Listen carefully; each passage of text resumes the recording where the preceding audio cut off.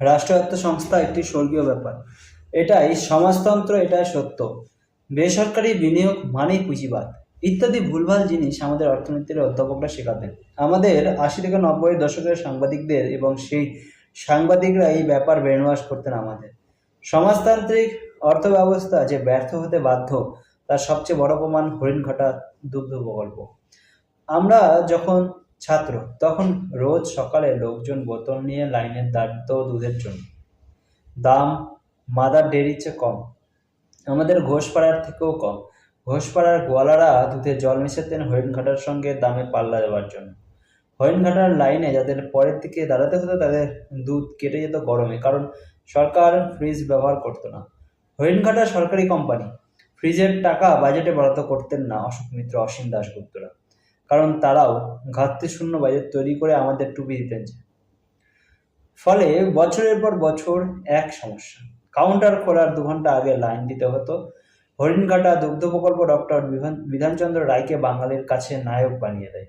ধীরে ধীরে ব্যবসা খারাপ হতে থাকে 70 দশক থেকে, এবং মমতা ব্যানার্জি এসে বাকি রাষ্ট্রায়ত্ত সংস্থার মতো একেও বেশি সুযোগ দেয় না। এই দপ্তরের কর্মীদের পেনশন দেওয়া হয় স্বাস্থ্য দপ্তর থেকে, অর্থাৎ নাম নিশান পর্যন্ত রাখেনি। ফার্মের জমিতে IISER কলকাতা এবং আরো কিছু ইনস্টিটিউট দাঁড়িয়ে আছে। কিন্তু কেন এই বিপর্যয়? প্রথমত হলো চাকরি। হরিণঘাটার যারা পায় তারা কেউ গোয়ালা নয়, তারা সরকারি পরীক্ষা দিয়ে বা চিরকুটে চাকরি পেয়েছে। অধিকাংশ অপেশাদার, কেউ বিএ, কেউ MA, কেউ MSc। এদের দিয়ে তো দুগ্ধ প্রকল্প চলে না। দ্বিতীয়ত গবেষণা হয়নি, যা আমূল করেছে গুজরাটে। চাহিদা অনুযায়ী আলাদা করা, বিভিন্ন দই, মাখন ইত্যাদির জন্য গবেষণা প্রয়োজন, এমনকি প্যাকেজিং, কোল্ড স্টোরেজ ইত্যাদি পদ্ধতিতেও গবেষণা প্রয়োজন ছিল, যা সরকারি সিস্টেমে অসম্ভব। তৃতীয়ত কর্মী এবং ম্যানেজমেন্ট দুজনেরই দায়বদ্ধতার অভাব। ফান্ড ছিল বাজেট নির্ভর, ঠিক যে কারণে সোভিয়েত পূর্ব ইউরোপের 100% ব্যবসা ডুবেছে, সেই কারণেই হরিণঘাটা ডুবেছে। আমরা যখন কলেজে এই নিয়ে বহু ডিবেট করেছি, কিন্তু ছাত্র শিক্ষক সবাই একমত, আমরা ছিলাম মাইনরিটি। শেষ সিদ্ধার্থ রায় ও জ্যোতি বসুর সময় এই দপ্তরের মন্ত্রীরা ছিলেন মুসলিম। হিন্দু গোয়ালাদের ব্যবসা এবং চাকরি খেয়ে নেয় দুধেররা। ব্যবসা এবং চাকরি দুটোই হারায় সর্কোপরা। 2009 পর্যন্ত তারা ওবিসিতে ছিলেন না, এখন থাকলে অধিকাংশ সার্টিফিকেট পাননি।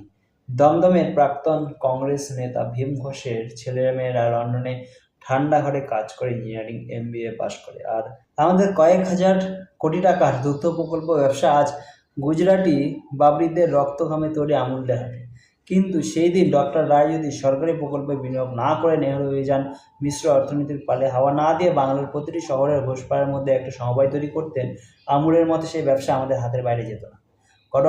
গত 78 বছর আমরা সদগোপ ঘোষ, তিনি বসা, কুম্ভকার, স্বর্ণকার, কৈবর্তদের পলিসি নির্মাণে আনিনি, অথচ বিভিন্ন রাজ্যের প্যাটেল, চৌধুরী, মন্ডল, রেড্ডি, গৌড়া আজ সেই রাজ্যের অর্থনৈতিক এবং পলিসি সিদ্ধান্ত নিচ্ছে।